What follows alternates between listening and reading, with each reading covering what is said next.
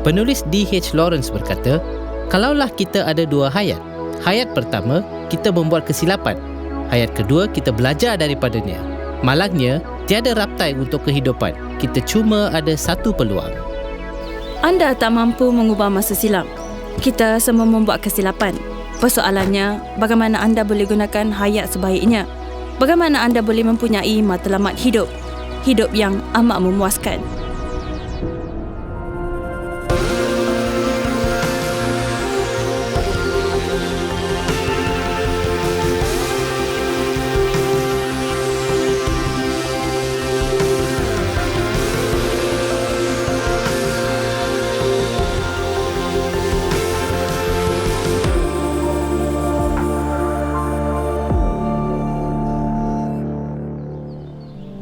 Paulus menulis, "Kerana itu, saudara-saudara, demi kemurahan Allah aku menasihatkan kamu, supaya kamu mempersembahkan tubuhmu sebagai persembahan yang hidup, yang kudus, dan yang berkenan kepada Allah.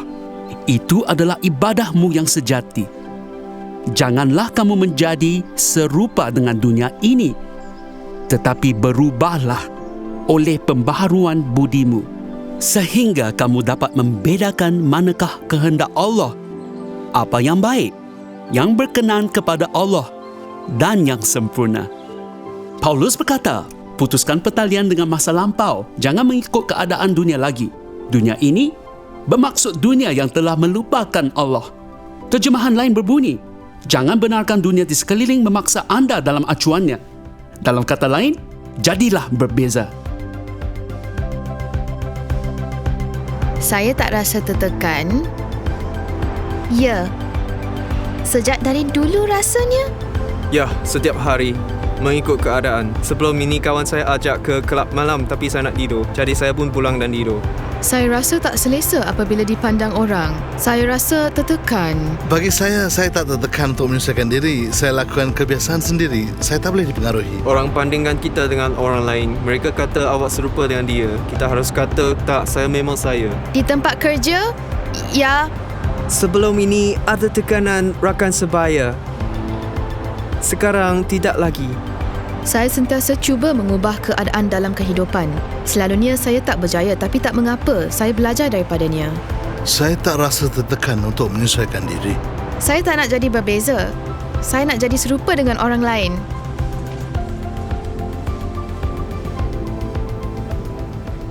Ada seorang polis muda sedang menduduki peperiksaan akhirnya. Beberapa soalan pertama agak mudah. Tetapi soalan 4 berbunyi begini. Anda sedang meronda apabila sebuah letupan gas berlaku. Sewaktu menyiasat, anda dapati sebuah lubang besar di lorong jalan kaki dan sebuah van terbalik di sebelahnya. Van itu mempunyai bau alkohol yang kuat. Pemandu dan penumpangnya tercedera. Anda mendapati perempuan itu ialah isteri Inspektor Division anda yang berada di Amerika Syarikat. Seorang penunggang motosikal menawarkan bantuan. Anda dapati dia dikehendaki untuk rompakan bersenjata. Tiba-tiba, seorang lelaki berlari keluar dari rumah berhampiran kerana isterinya yang terkejut hendak bersalin. Seorang lelaki meminta bantuan kerana terjatuh ke dalam longkang disebabkan letupan itu dan dia tak boleh berenang.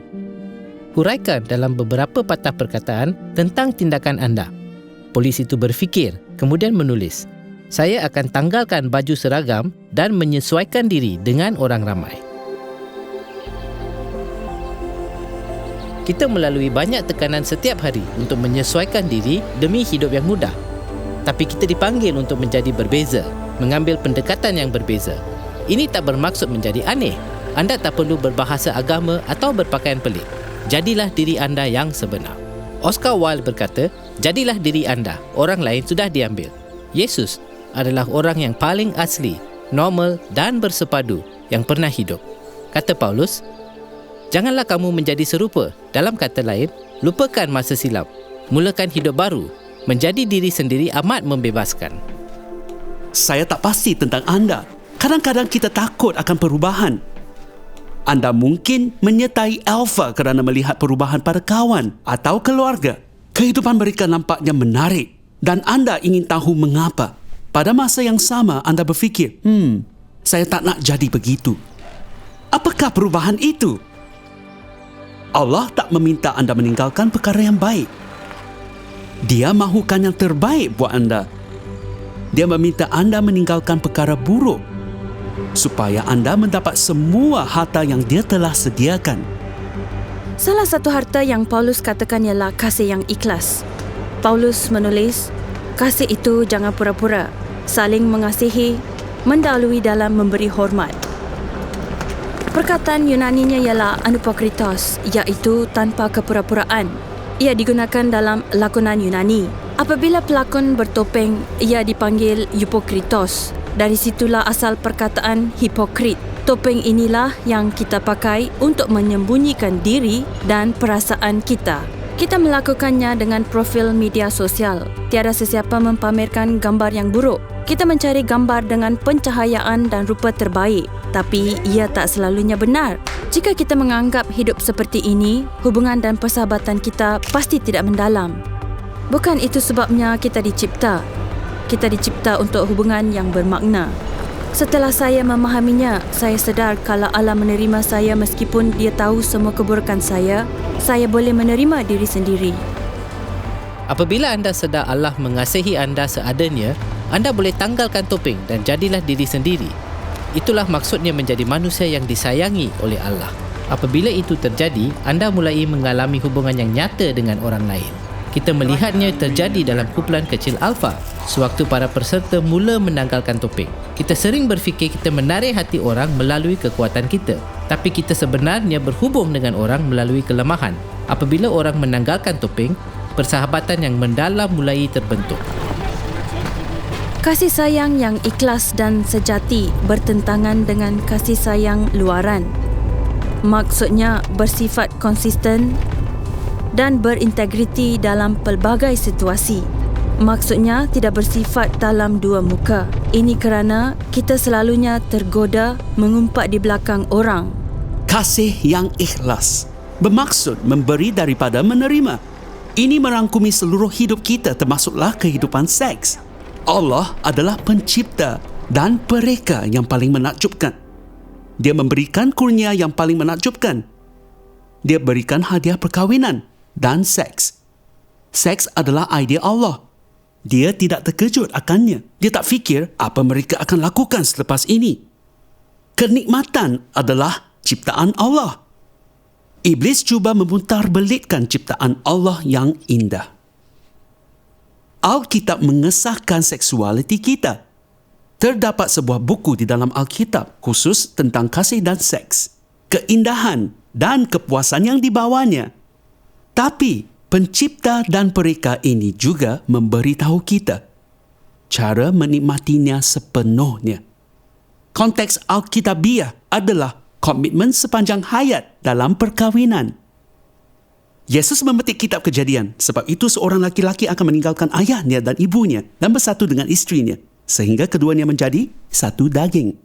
Dalam kata lain, terdapat tindakan meninggalkan ibu bapa dan bersatu dengan pasangan. Itulah maksud perkataan Ibraninya, disatukan.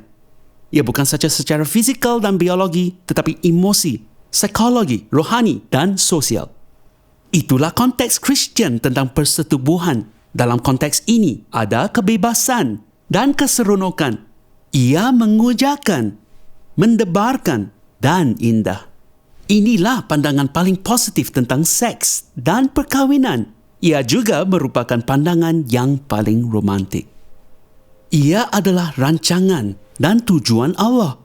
Dia berkata, inilah hadiah indah, jangan rosakkannya, kerana kamu boleh melukakan diri sendiri. Ia amat berkuasa. Seks kasual tidak wujud. Setiap tindakan mempengaruhi kesatuan daging ini. Kadang-kadang, saya beri gambaran melekatkan dua keping cardboard. Satu dengan gambar lelaki, satu lagi dengan gambar perempuan. Jika ia digamkan kemudian dipisahkan, anda boleh lihat kerosakan dan kesakitan yang terjadi. Masyarakat kita dipenuhi hati yang remuk dan orang terluka. Allah tak mahu anda terluka. Oleh itu, Dia memberikan kita gambaran indah tentang apa dan bagaimana keadaan yang sepatutnya berlaku. Berita baiknya adalah, ia belum terlambat. Allah mengasihi anda. Paulus menulis surat kepada masyarakat seperti masyarakat kita yang mana piawai Allah tidak diramalkan. Mereka amat huru-hara dan sakit hati. Tapi Paulus tak mengutuk mereka. Katanya, janganlah hidup seperti ini lagi. Ubahlah cara hidup mulai sekarang. Allah mengampuni. Ini adalah tentang kasih Allah untuk anda. Sebab itulah Yesus mati demi anda, supaya masa silam boleh diampuni, supaya masa silam disucikan. Jika ada sebarang luka, ia akan disembuhkan. Yesus mahu memulihkan kehidupan anda dan memberikan permulaan baru. Anda boleh bermula baru hari ini. Itulah kasih yang ikhlas. Harta kedua adalah kegairahan untuk Allah. Paulus berkata dalam Roma 12:11, janganlah hendaknya kerajinanmu kendur. Biarlah rohmu menyala-nyala dan layanilah Tuhan. Maksudnya, kekalkan kegairahan rohani anda. Apa yang penting ialah jangka masa panjang.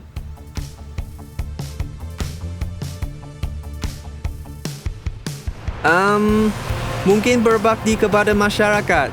Bagi saya nak diingati selepas mati. Saya nak jadi penyanyi.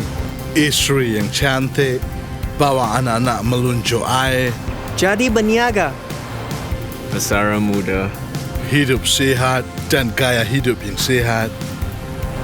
Berkeluarga.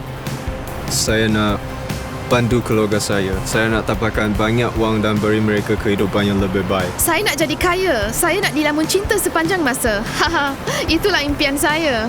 Saya tak mahu ada kekesalan. Mengetahui matlamat saya, tidur yang nyenyak. Saya harap semua orang lebih saling membantu. Hidup gigil dan mati awal. Asalkan saya gembira, cukuplah. Saya tak tahu jika anda berdoa pada sesi lepas, sewaktu berpeluang meminta Allah memenuhi kita dengan Roh Kudus. Jika ya, anda mungkin mendapat pengalaman menakjubkan bersama Allah. Anda mungkin terharu sewaktu Roh Kudus menyentuh hati anda. Mungkin anda mendapati ia agak keterlaluan. Atau anda mungkin kecewa. Anda mungkin berkata, saya menjangka pengalaman yang menakjubkan, tapi sejujurnya saya tak rasa apa-apa. Mungkin anda berfikir ia amat susah. Mungkin anda berfikir ia bukan mudah. Mungkin anda ingin melarikan diri. Mungkin anda telah melarikan diri. Akan tetapi ia sebenarnya tak penting kerana perasaan berubah-ubah. Anda mungkin bangun pada satu hari dengan gembira dan semuanya berjalan lancar. Kemudian keesokan harinya anda merasa muram. Ya, jika anda berasa teruk pada pagi Isnin selepas hujung minggu yang indah, adakah ia bermaksud tiada apa-apa yang berlaku? Tidak, ia mungkin bermaksud anda hanya letih. Yang penting adalah hubungan jangka panjang anda dengan Allah. Saya adalah anak tunggal, anak gereja yang baik. Pada usia 18 tahun, seperti kisah lain, saya memberontak dan menjadi promoter kelab malam. Selama 10 tahun berikutnya, pada usia 18 ke 28 tahun, saya memanjat tangga sosial New York. Pada usia 28 tahun, saya memperoleh banyak benda yang saya inginkan. Teman wanita saya model kulit majalah. Saya ada bima, jam tangan Rolex, anjing Labrador Retriever dan juga sebuah piano di Pangsapuri, New York. Saya tetap tak gembira. Sesuatu terjadi kepada saya. Saya sedar saya tak mungkin menjumpai kegembiraan di tempat pencarian saya. Perempuan, dadah, parti dan lain tak pernah mencukupi. Rasanya ia pandangan yang baru, mampu melihat iman dengan pandangan baru. Saya mula tertarik dengan Yesus yang beramal kepada orang miskin, menjaga orang lain dan hidup berintegriti. Satu ayat dalam Yakobus mengatakan ibadat sebenar membantu anak yatim dan balu dan menjaga diri agar tak dicemari kejahatan dunia. Saya benar-benar gagal. Bukan saja saya tak menyumbang kepada orang miskin, malah saya mencemarkan dunia untuk mencari nafkah. Saya membuat perubahan hidup yang radikal. Saya menjual semua harta. Saya menyertai satu misi kemanusiaan. Sekumpulan doktor sukarela di Afrika Barat dengan sebuah kapal hospital. Saya menjadi jurugambar mereka. Saya melihat banyak perkara dalam 2 tahun itu. Perkara yang memeranjatkan saya ialah mereka meminum air kotor. Setengah daripada negara itu tidak mempunyai keperluan kesihatan asas. Setengah tidak mempunyai air minuman yang bersih. Apabila saya kembali ke New York, saya berusia 30 tahun. Inilah isu yang saya ingin tangani.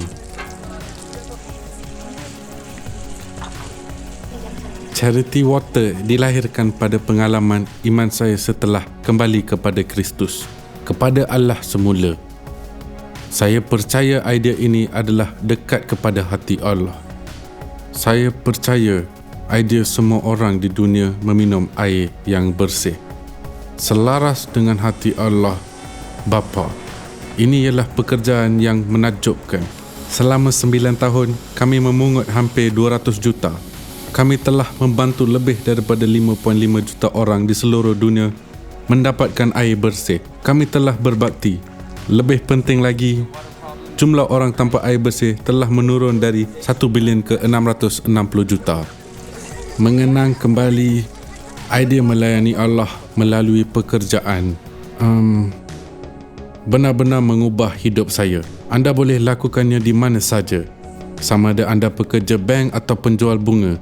Anda boleh terapkan nilai kerajaan Allah yang anda percayai ke dalam pekerjaan, cara anda melayan pelanggan dan memimpin pasukan dalam cara menyokong orang lain.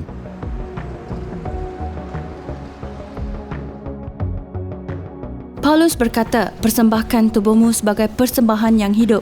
Ini adalah satu pilihan mempersembahkan hidup kita kepada Allah. Ini bermaksud menyerahkan masa, iaitu harta paling berharga kita kepada Allah.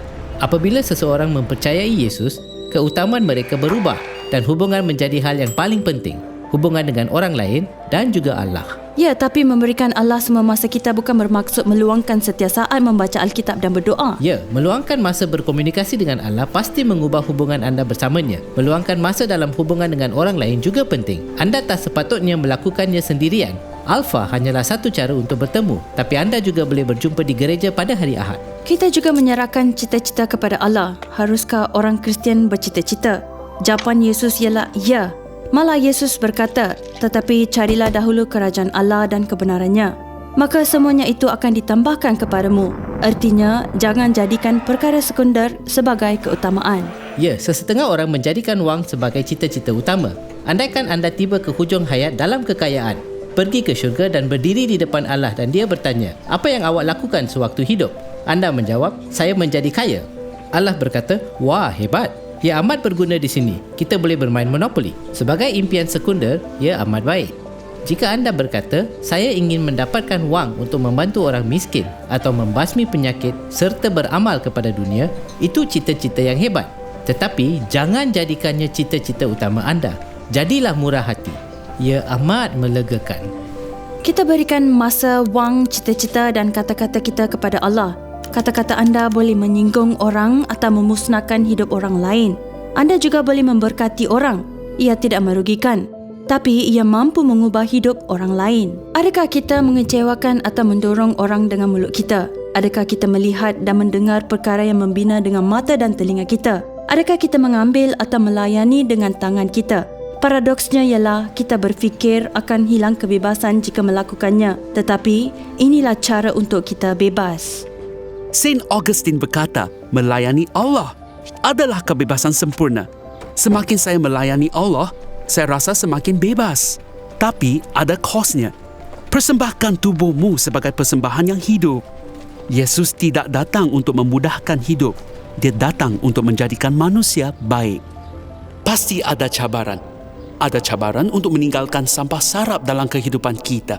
Sampah sarap dalam hidup kita tidak bermakna. Kadang-kadang sampah sarap sukar dibuang kerana kita menyayanginya. Itu sebahagian daripada kosnya. Dan kos itu ialah anda mungkin turut menghadapi keadaan yang tidak menyenangkan. Pada pagi Isnin, anda kembali bekerja dan berdiri berdekatan pendingin air. Rakan sekerja anda menghampiri dan berkata, "Hai, apa khabar? Bagaimana hujung minggu awak?" Anda jawab, "Ya baik, terima kasih." "Oh, betul ke? Apa awak buat?" "Oh, saya ke kawasan desa." "Ah, okey, ke mana?" "Berdekatan dengan Chichester." "Saya tahu Chichester. Di bahagian mana?" "Tempat bernama Bradlesham Bay." "Oh, saya tahu tentang Bradlesham Bay. Ibu bapa saya menetap berdekatan dengannya." "Bahagian Bradlesham Bay yang mana?" Sebenarnya kami berada di tempat itu bernama Richardson's. Ya, sebuah kamp percutian.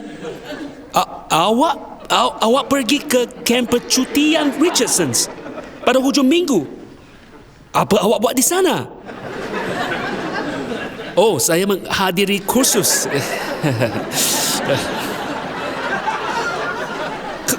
Kursus? Kursus apa itu? Oh, sebenarnya sukar dijelaskan. Ia seperti sebenarnya ia dipanggil kursus Alpha.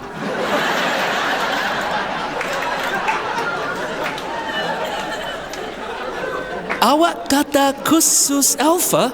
Saya pernah dengar tentang itu dan juga pernah lihat papan tandanya. Kursus Alpha. Apa itu kursus Alpha? Kursus Alpha. Bagaimana nak jelaskan kursus Alpha? Ya seperti pada asasnya ia tentang Christian.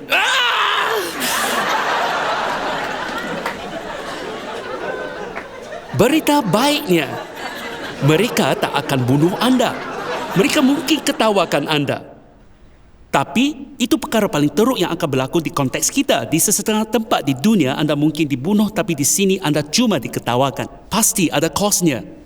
Mengapa kita harus mempersembahkan tubuh sebagai persembahan yang hidup? Paulus berkata, demi kemurahan Allah, demi semua yang telah Allah lakukan untuk anda.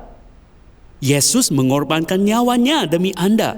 Dia amat mengasihi anda sehingga mati demi anda. Respons kita, Tuhan, saya berikan semuanya. Saya mempercayai engkau dan mempersembahkan tubuh saya sebagai persembahan yang hidup. Menurut Paulus, apabila anda buat begitu, anda akan mengetahui kehendak Allah untuk hidup anda. Rancangannya yang baik, menyenangkan dan sempurna. Iblis memberitahu anda Allah suka merosakkan rancangan. Anda tak boleh mempercayainya. Kalau anda serahkan tubuh anda, dia akan merosakkannya. Tapi Paulus berkata, tak, kehendaknya untukmu adalah baik dan berkenan. Ia menyenangkanmu. Ia sempurna. Anda tak boleh memperbaiki rancangan Allah untuk hidup anda. Yesus kata, saya datang supaya mereka mempunyai hidup dan mempunyainya dalam segala kelimpahan. Apabila kita mempersembahkan tubuh sebagai persembahan yang hidup, kita mengetahui rancangan Allah yang baik, berkenan dan sempurna. Kita menemui hidup dalam segala kelimpahan yang diniatkan, wajar dan mengikuti Yesus. Saya bergaul dengan kumpulan yang tak baik, mula mencuri kereta, memecah masuk rumah. Saya dan kawan saya menjadi pencuri yang terkenal. Saya sering membawa pisau besar dan kecil di pinggang. Saya tidak takut menggunakan pisau saya. Saya menikam kepala seseorang. Saya juga menikam seseorang pada bahunya. Hampir terkena jantungnya, dada dan bahunya dan direbah ke tanah. Saya melarikan diri daripada 2 cubaan membunuh. Akhirnya saya dipenjarakan. Saya benci akan sistem itu. Saya tak tahan diberikan arahan, tak suka dipermainkan oleh pengawal penjara. Apabila saya dibebaskan, saya pergi menikam seorang pegawai penjara. Selepas itu, saya dimasukkan ke penjara keselamatan maksimum. Di bawah penilaian rapi, makanan diberi melalui hatch pintu. Tiada sentuhan fizikal. Mereka memakai perisai dan pakaian anti-rusuhan. Itulah kehidupan saya buat masa yang lama. Pada dasarnya, saya berpindah-pindah penjara. Akhirnya saya tiba di Long Latin, Worcester. Sewaktu berada di sana, saya menyertai kursus Alpha. Saya tak pernah dengar tentang kursus Alpha. Saya tak tahu apa-apa. Saya ingat masuk dan duduk saja kerana diarahkan ke sana. Saya fikir, alamak, ini tentang agama Kristian. Saya berdebat di sana setiap minggu. Saya ingat, pastor itu menghampiri saya.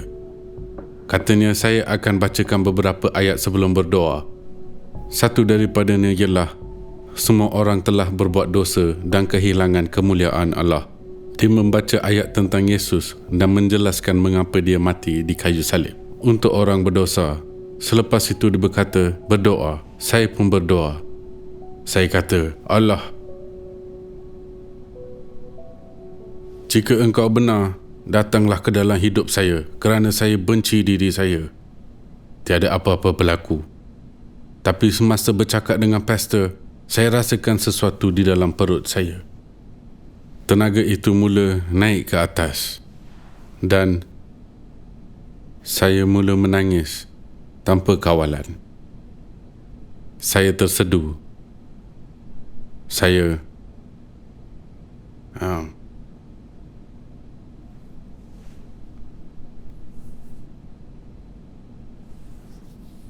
itu mengubah seluruh hidup saya.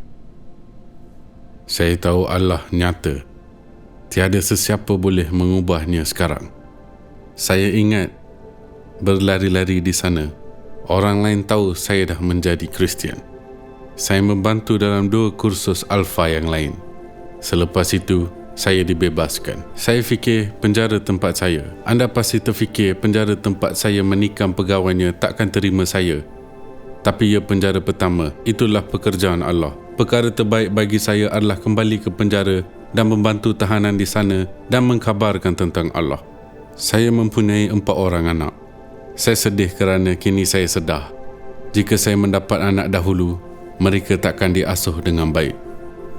Tapi kini, mereka duduk mengkaji Alkitab dengan ayah mereka.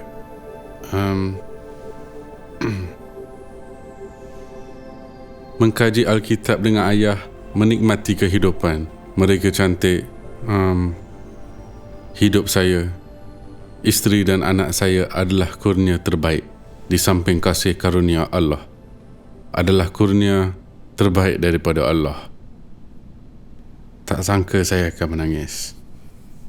Saya dah pulih.